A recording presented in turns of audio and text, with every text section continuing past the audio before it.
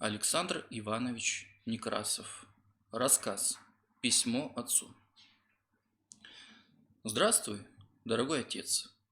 С горячим приветом к тебе и с самыми добрыми пожеланиями мать и 4 твоих детей. Вчера от тебя получили долгожданное письмо. Прочитали его несколько раз. Сегодня я пишу ответ. У матери времени нет писать. Мы, слава Богу, еще живем. Конечно, трудностей хватает. Зоя по дому помогает. Я колю дрова, ношу воду, научился доить козочек Розу и Дусю. Днем до 3 литров молока дают. Зоя маме помогает, младшим братьев воспитывать. Мать от темна до темна на работе, занимается сплавом древесины.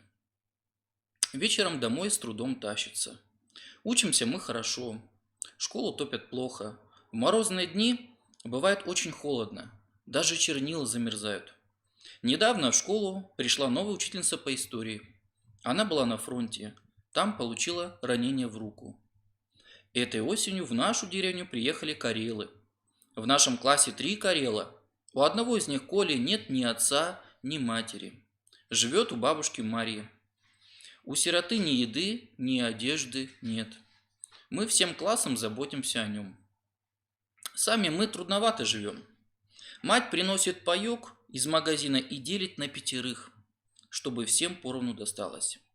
Я ей говорю: «Мама, ты надрываешься на работе, оставь себе еды побольше». А она отнекивается, говорит со слезами на глазах, что нам расти надо. Хорошо, что тетка Анна до сих пор держит лошадь. На ней возит товар, а лошадям овес дают. Тетка немножко лошадь свою обделяет, нам овес дает. Мы зерно сушим и толчем в ступе, а овсяную муку мать смешивает с мукой из сушеной травы и печет сочнее. Дядя Прокопий лодку делает. Весной хочет в какой-нибудь русской деревне продать и купить хлеб.